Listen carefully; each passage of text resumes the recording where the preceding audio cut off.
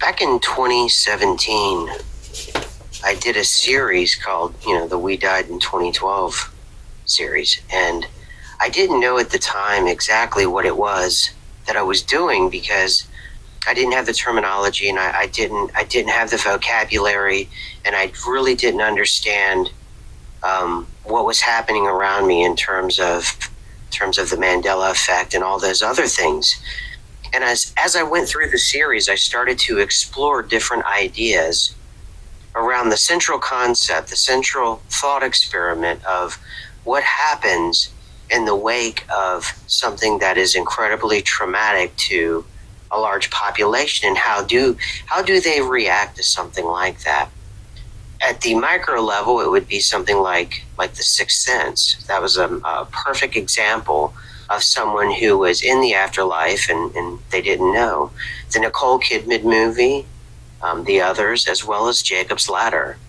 And then also, too, one of the more important parts is the deep study. And I always went back to like Jacob's Ladder, but more or less I've been thinking about the deep study that was actually happening in The Sixth Sense with Bruce Willis and the 5 stages of grief that he was going through. And eventually you were seeing that played out in the last few minutes of Jacob's Ladder and as he climbed the stairway with his son.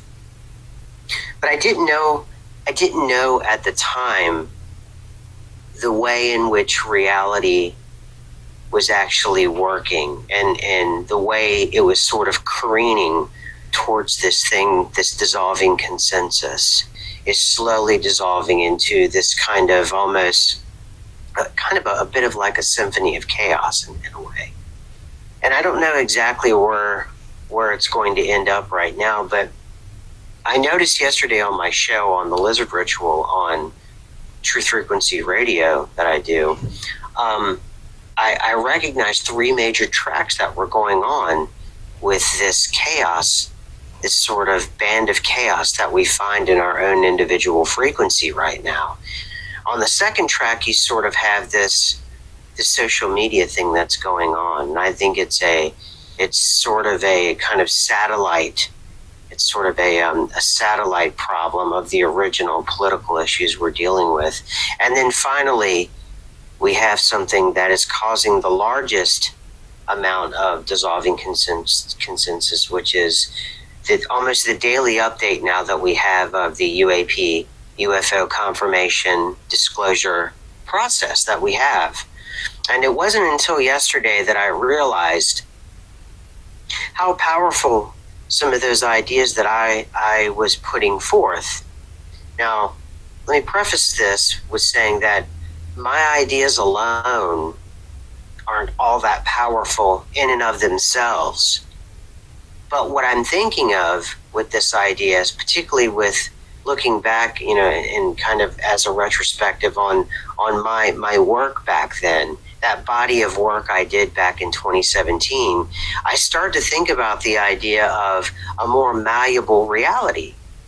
And I start to think about it in a more serious and fundamental way of a malleable reality, a heaven or an abyss, or somewhere in between. And how does that actually work whenever individuals interact with one another? And, during that process, I obviously, for reasons that I've gone over ad nauseum, I moved away from that and I started to get into deeper Mandela effect kind of things. And finally, we started to get into like hardcore research and started adding people to the team and to the group and to the channel. And we finally came along this document called The Analysis and Assessment of the Gateway Process. And one of the more profound things about this and why it plays so well into the 2017 thing, and it was really Chick that pointed this out to me, my co-host on our Saturday show, The Lost and Found Bin, was that indeed, in a way, my work in 2017, I spoke this way, but I didn't really know it until I had the document in my hand. So I'm going to read a little bit from the document here. The consciousness matrix, and that's on page 8. The universe is composed of interacting energy fields, some at rest and some in motion. It is, in and of itself, one gigantic hologram of unbelievable complexity. And it goes on to say, the human mind is also a hologram, which attunes itself to the universal hologram by medium of energy exchange, thereby deducing meaning and achieving what we call or meaning and achieving the state which we call consciousness. The durability and the strictness of a linear time construct is already suspect, right? Obviously, we're already you have to put yourself almost in a state of disbelief, like you're watching a movie whenever you read a document like this. I've included the document inside of the description part here for anyone. But the more well, now, it depends on how you look at it. It really is. You can look at it as troubling or enlightening. One of the more important pieces, though, that I found of the document, there's three major pieces that I found. One that I just read to you was the description of the reality in which we find ourselves. The second is of the patterning. It's called patterning. It says here, in other words, the techniques of patterning recognizes the fact that since consciousness is the source of all reality, our thoughts have the power to influence the development of reality in time-space as it applies to us, if those thoughts can be projected with adequate intensity. However, the more complicated the objective sought, and the more radically it departs from our current reality, the more time the universal hologram will need to reorient our reality sphere to accommodate our desires. Monroe trainers caution against attempting to force the pace of this process because the individual could succeed in dislocating his existing reality with drastic consequences. So why that's so important, when I look back at the We Died in 2012 series, what I was doing at the time was I being prophetic? Was I fulfilling some sort of strange prophecy about dissolving consensus, and the world itself seems to be in a more irrational state right now, right down to the individual? Or, more disturbingly for me as an individual, was I envisioning something so radical and talking about it so openly, rather than affecting my outside world? Have I inadvertently dislocated myself from the world that I was supposed to be a part of? And I think in the Mandela effect community, no one has posed that question yet that I know of. Is somewhat prophetic.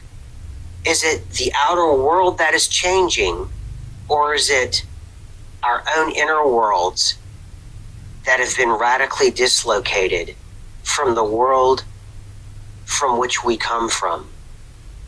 But what if we've entered such a time period because of the Mandela effect? We've entered a period now that is so malleable that each individual now can suddenly in their own small way become an Ernest Hemingway and can radically change the world that is around them, and yet not know or have the metaphysical training to understand the risk that poses.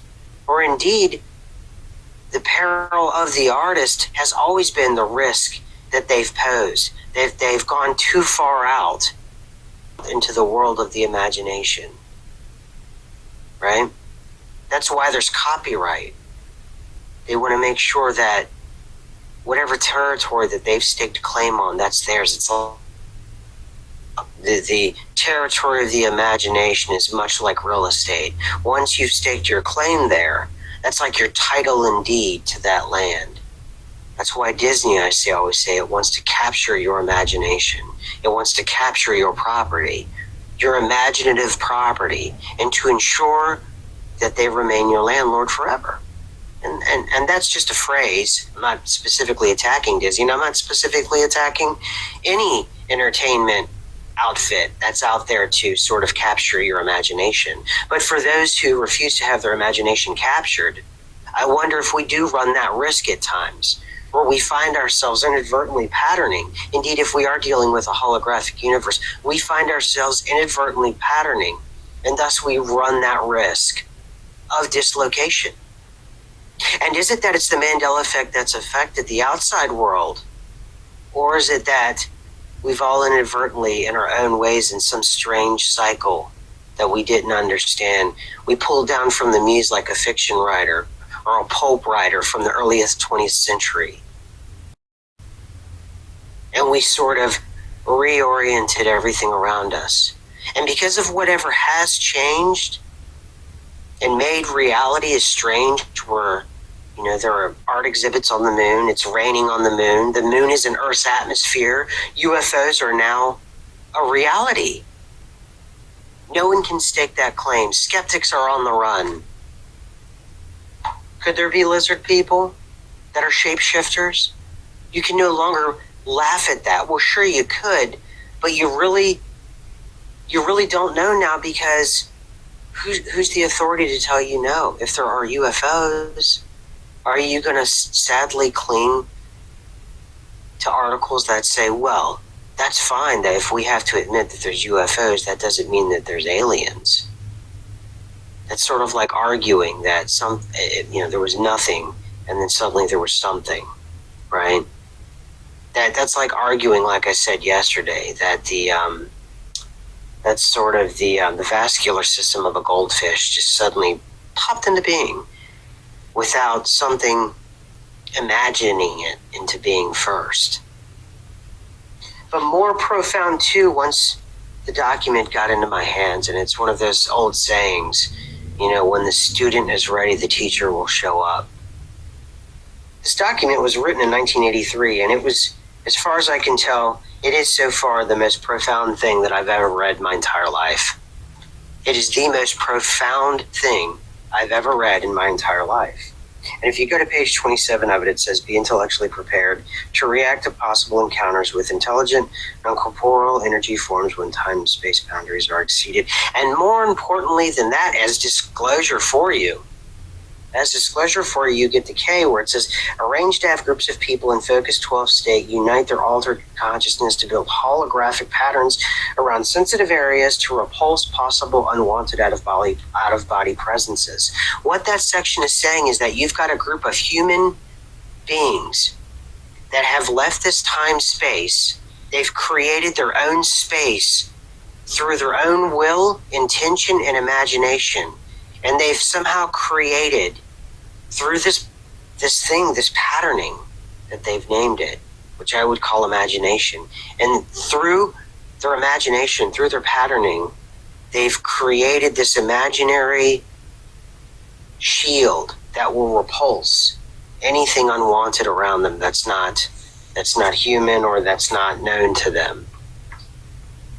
And truly, it's truly an incredibly simple and beautiful metaphysical document.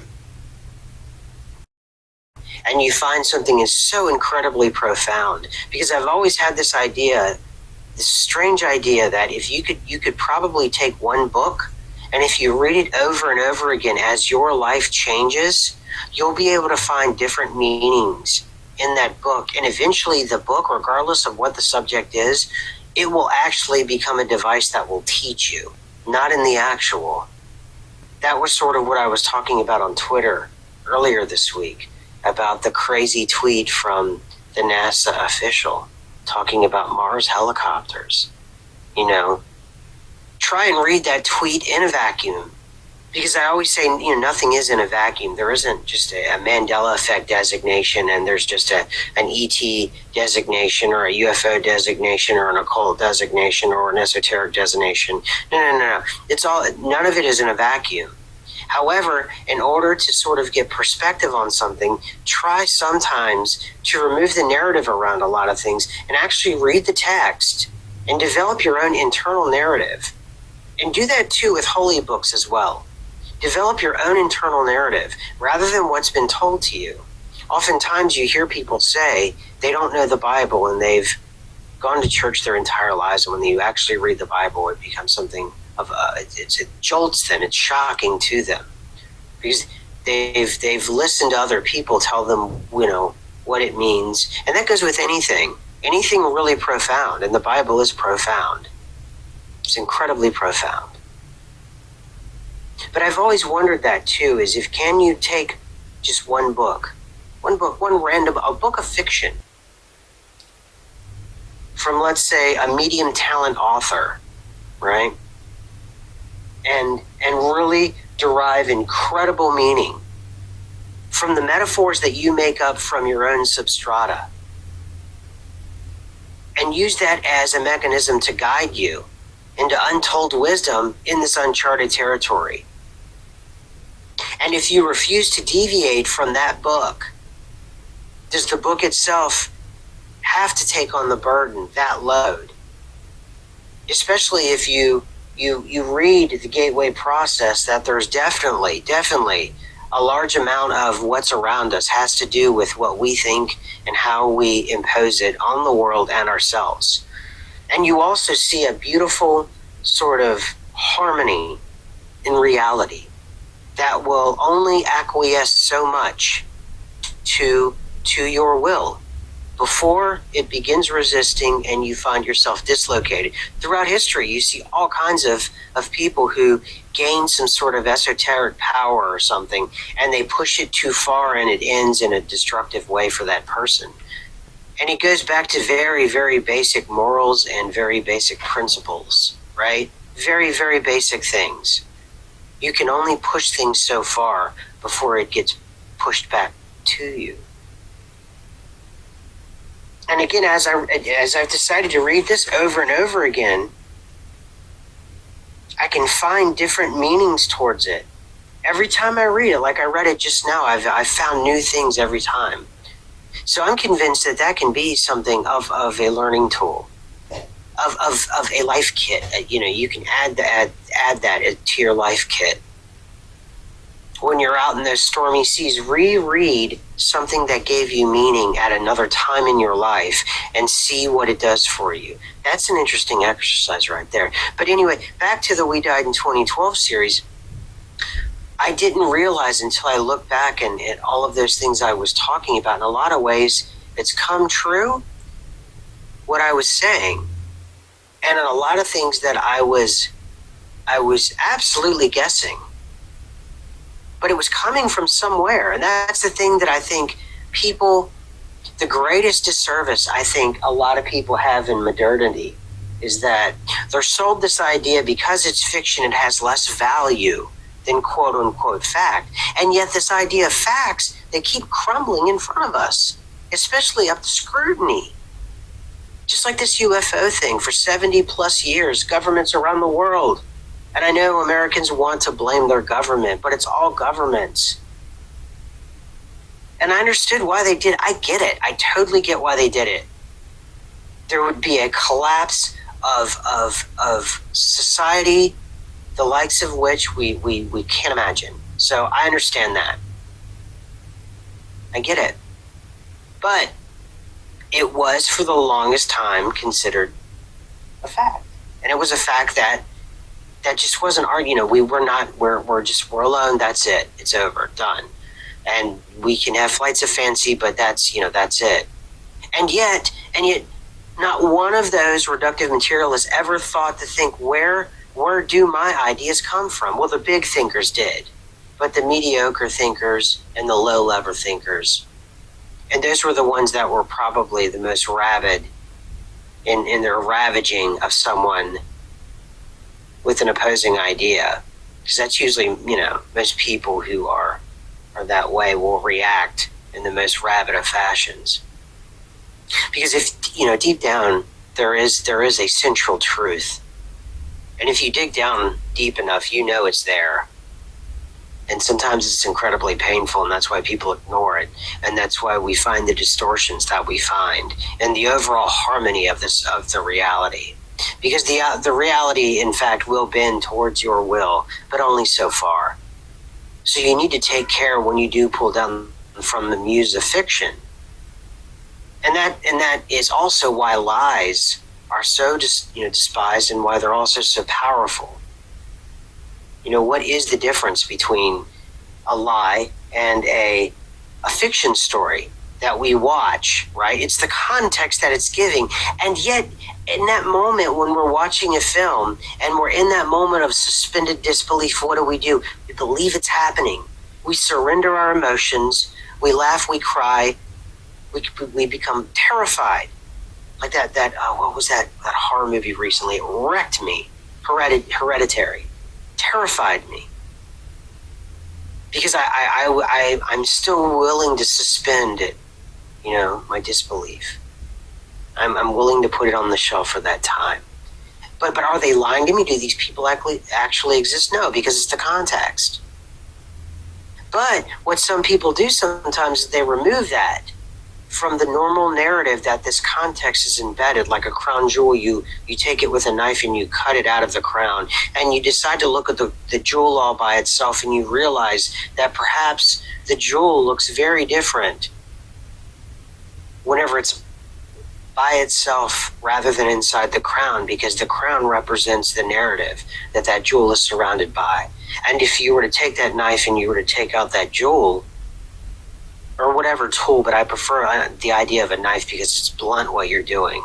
Because ultimately what you're doing is you're doing a form of vandalism. At least the people who created the crown, the people who created the narrative, they consider it a form of vandalism, what you're doing.